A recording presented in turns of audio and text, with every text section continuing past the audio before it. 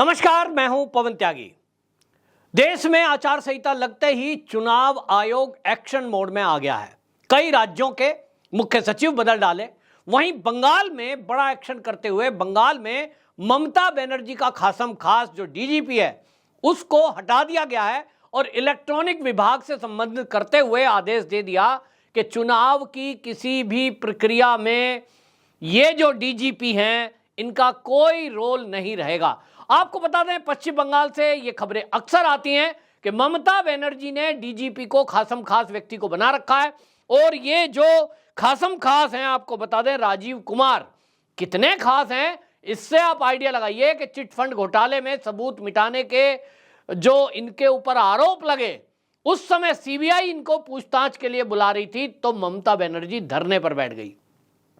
अब आपने कभी सुना है कि किसी आईपीएस अधिकारी को बचाने के लिए राज्य की मुख्यमंत्री या राज्य का मुख्यमंत्री कभी धरना या प्रदर्शन करता हो? यह पहली बार देश ने देखा कि एक मुख्यमंत्री किस तरह से धरना प्रदर्शन कर रही थी। कारण क्या है? भारतीय जनता पार्टी के नेता कह रहे थे कि डीजीपी ने जिसके आदेश पर यह सबूत मिटाए चिटफंड घोटाले के, सीधी बात है कि ममता बनर्जी इन्वॉल्व है, वरना ममता बनर्जी क्यों डरती, क्यों बौखलाती, क्यों इसको बचाने के लिए धरना प्रदर्शन करती? सीबीआई को सौंप देना चाहिए था। सीबीआई जांच कर रही थी, दूध का दूध पानी का पानी कोर्ट में हो ही जाता। लेकिन ममता बनर्जी ने धरने प्रदर्शन किए क्योंकि कहीं ना कहीं राज ये जो डीजीपी हैं इनके सीने में दफन है राजीव कुमार के, और इसीलिए पहले से शिकायत थी। इसलिए आप देखिए 2019 का लोकसभा चुनाव हुआ, तब भी ये डीजीपी थे, तब भी चुनाव आयोग ने इनको हटाया, लेकिन ममता दीदी ने वापस इनको बना दिया। फिर 22 में विधानसभा चुनाव आए, फिर इनको हटाया गया क्योंकि तब भी डीजीपी थे। ये आदमी डीजीपी पद पर है तो इसी का आइडिया लगाइए कि एक मुख्यमंत्री किस तरह से उनको बचा रही है और उन्हीं को डीजीपी पसंद कर रही है। ये तो कोई बात शंका पैदा होती है और इसीलिए इनको हटाया गया। और चुनाव आयोग ने 3 नाम मांगे थे कि 3 वरिष्ठ आईपीएस अधिकारियों के हमें नाम भेजिए, उनमें से हम किसी एक को डीजीपी की जगह देंगे। तो विवेक सहाय को डीजीपी बना दिया गया है। विवेक सहाय आपको बता दें होमगार्ड में थे, इनको रखा गया था, लेकिन अब इनकी किस्मत जागी है। अब आपको बता दें जैसे ही ये बदलाव किया है, ये बदलाव चुनाव आयोग ने किया है और ये ऐसा नहीं कि केवल बंगाल में एक्शन हुआ है। ये 6 राज्य जैसा कि मैंने बताया, उसमें उत्तर प्रदेश भी है, मुख्य सचिव वहां के भी बदले हैं, हिमाचल के भी बदले हैं, उत्तराखंड के भी बदले हैं। लेकिन ममता बनर्जी कह रही है कि ये बीजेपी डर गई है। भाई, बीजेपी ऐसी गुंडागर्दी से डरती नहीं है। बीजेपी केवल इस बात से डरती है कि जो चुनाव में वोट डालने के लिए आम आदमी वो जाना चाहता है, कहीं टीएमसी के गुंडे उन पे हमला ना करें और पुलिस उनका संरक्षण गुंडों का ना करे। केवल इतनी सी बात है। और फिर भी आप देखिए डीजीपी बदला गया है, नीचे के अधिकारी तो वही रहते हैं। और इसीलिए चुनाव आयोग को भारतीय जनता पार्टी की तरफ से एक कंप्लेंट थी और चुनाव आयोग ने ये एक्शन लिया है। बंगाल के जो बाकी आईपीएस अधिकारी हैं उनके मन में ये चल रहा है, पूछता कोई नहीं है कि क्या हमारे अंदर ये काबिलियत नहीं है। लेकिन हाँ, एक बात तो है कि ममता बनर्जी के गुनाहों के राज को दफन करना ये हर किसी के बस का नहीं है। कोई आईपीएस अधिकारी इस तरह के काम करता नहीं है। हालांकि पुलिस सिस्टम हमारे देश का ऐसा है, इसमें बड़े रिफॉर्म होने की जरूरत है। ये हमने देखा है कि जिस भी राज्य में जिसकी सरकार होती है, पुलिस तो उसके कार्यकर्ता के दबाव में रहती है। किसी भी राज्य की बात करें, चाहे मैं यूपी की बात करूं, चाहे मैं कहीं की बात करूं, लेकिन कई राज्य ऐसे हैं जहां सीधा दखलंदाजी होती है। यूपी में मैं रह रहा हूं और यूपी में बीजेपी का शासन है, योगी जी का शासन है। वहां कोई अधिकारी ये नहीं कह सकता कि योगी जी का दबाव था कि हमारा ये गलत काम करो। योगी जी का ये दबाव था, छोड़िए, वो तो मुख्यमंत्री हैं। किसी साधारण एक एमएलए का दबाव इस बात पर नहीं होता पुलिस के ऊपर कि हमारा कोई कार्यकर्ता गलत काम करता हुआ थाने में पकड़ा गया है, उसको छोड़ दो। योगी जी ने एक सिस्टम बना दिया है और उसके तहत भारतीय जनता पार्टी का कोई कार्यकर्ता, कोई एमएलए, कोई एमपी गलत नाजायज काम करने के लिए पुलिस को नहीं बोल सकता। सीधे साफ निर्देश मुख्यमंत्री योगी आदित्यनाथ के हैं कि गलत काम किसी का करना नहीं है।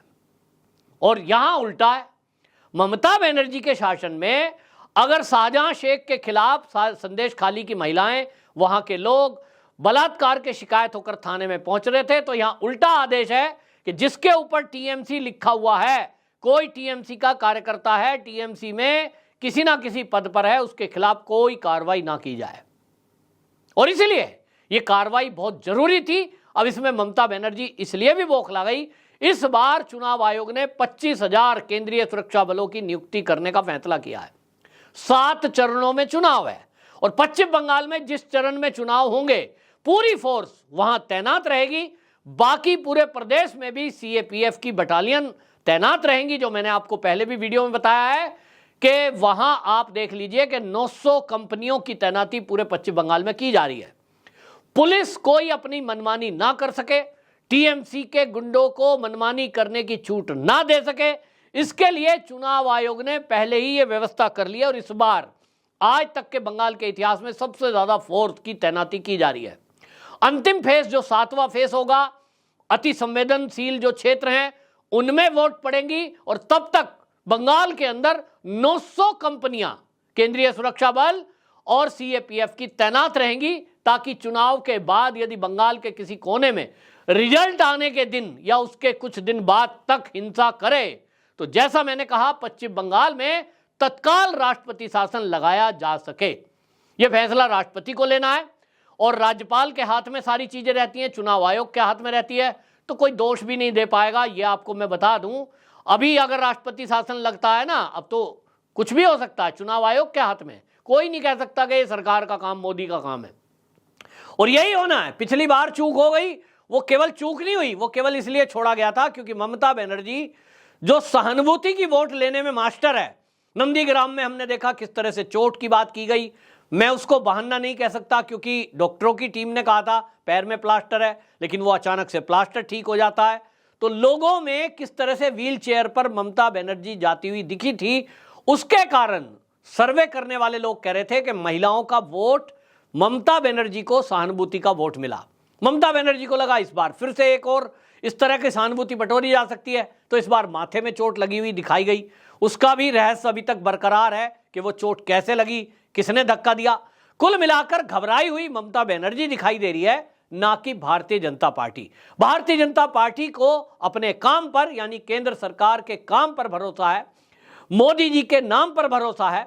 और पश्चिम बंगाल की वो जनता जो ममता बनर्जी के अत्याचारों से त्रस्त है, वो जनता जो चाहती है उस पर भरोसा है कि वो बदलाव चाहती है। और इसलिए शुरुआत सांसदों से हो रही है।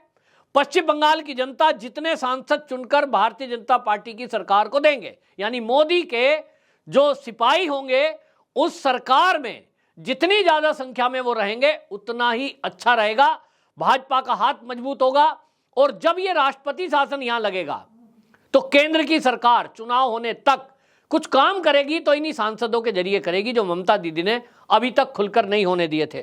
तो कुल मिलाकर के एक बहुत बड़ा ये चुनाव आयोग का फैसला है। और अब जिस तरह से सुरक्षा बलों की नियुक्ति की जा रही है, जिस तरह से चुनाव आयोग ताबड़तोड़ एक्शन ले रहा है, अगले कुछ दिनों में अभी और भी इस तरह के अधिकारियों को हटाया जाना तय। डीएम पहचान की जा रही है, कौन कौन डीएम ऐसे हैं जो गड़बड़ी कर सकते हैं, कौन आईपीएस अधिकारी और पुलिस के अधिकारी ऐसे हैं जो ममता बनर्जी के टीएमसी के गुंडों के इशारे पर काम करते हैं। उसकी सूची तैयार की जा रही है।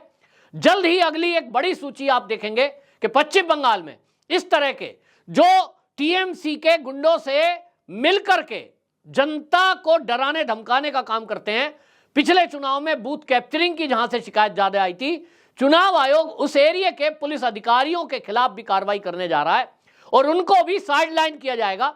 उनको कोई ड्यूटी नहीं दी जाएगी, ड्यूटियों से अलग बिठाया जाएगा। जो एक तरह से कहें निर्विरोध हैं, जिनका कोई विरोध नहीं है, जो कहीं किसी विवाद में शामिल नहीं है, ऐसे प्रशासनिक अधिकारी और पुलिस अधिकारियों को ही तैनाती मिलेगी पश्चिम बंगाल में। इस बार यह चुनाव आयोग के सूत्रों से पता चला है।